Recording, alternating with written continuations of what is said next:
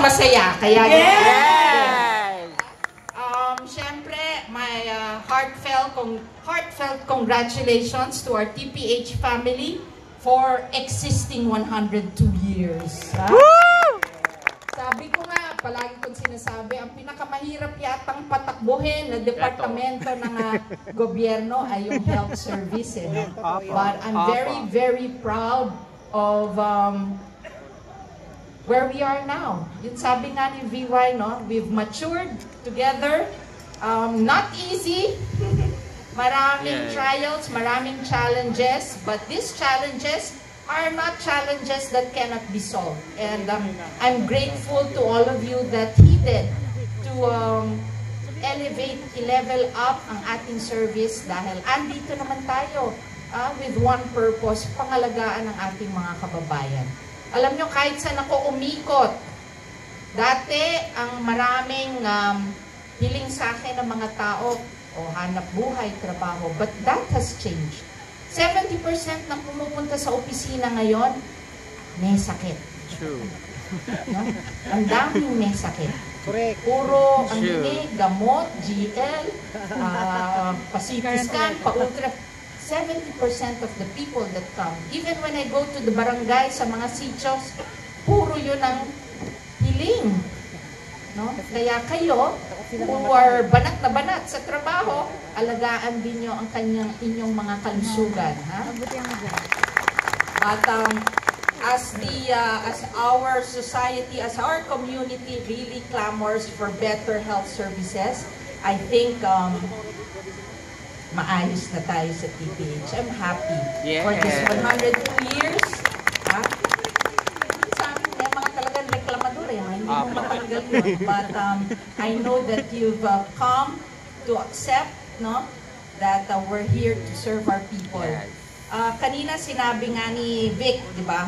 May mga ibang governors who really hirap magpatakbo ng provincial hospitals. In fact, as I've said, there is a bill in this House and the Senate to give back the provincial hospitals back to DOH. No?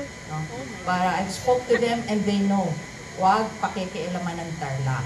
Diba? So because dito tayo, I'm happy that each one of you, meron kayong responsibilidad, bawat isa sa inyo, na talagang itaas ang bandera ng provincial government of Tarlac na tayo ay nagmamahal sa ating kapwa Tarlacenyo, pangangalagaan natin sila, at pagagalingin natin sila.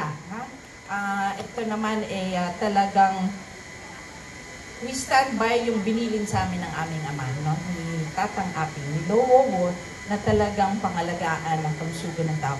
Kasi nga, sa buhay, ang sabi, lahat tayo maraming problema na dinadaanan. Pero pag nagkasakit, isa na lang ang problema. Tama? Nakalimutan na lahat ng problema. But when we get sick, really, you forget all others and health is number one. So to my TPH family, kay Doc Maita, Doc Archie, andyan si Nora, Dr. Janet, hindi lang, wala pa kayong opisina. Andyan sila Ethel, Dr. Pop, and everyone, all the department heads, our departments from the training departments, the auxiliary offices, maraming salamat sa inyo. And of course, dapat masaya na lang tonight. Ha? Yes. Cheers for all the organizers who made this possible. I know you've had several celebrations these past few days. Hindi lang ako naka-attend. So sorry, I've been really busy. But of course, my heart is with you. And all my billions are with you also.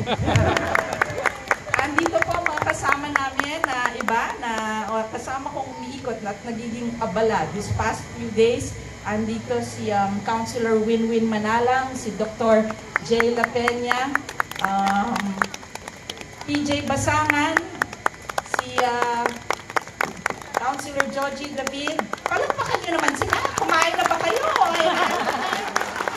Ano ba yan? Huwag na magpa-raffle. And then, of course, our board members, Board Member Joy Lamonera. Sige, makain pa.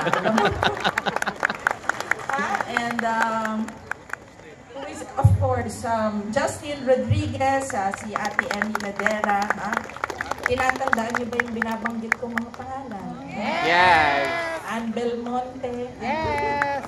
Samahan niyo rin ako doon, ha? Sasamahan niyo rin ba ako ron? Yes! Hiramin ko na. Yes! Siyempre, si BY. Nagpalipat sa... Ang guiding light ko, lalo na pagdating sa kalusugan. Siya yung maraming ideas really to reach where we are now. So, thank you, Kuya. Salamat dahil maraming salamat sa lahat ng nagpapagod, nagpupuyat para pangalagaan ang kalusugan ng ating mga kababayan. Stay healthy, everyone, and mabuhay, TPH. Mabuhay for 102 years, and we will go stronger for the next century again. Thank you sa inyong lahat. Thank you so much. Thank you so much, Governor Susan Yap. Thank you po. Hello po.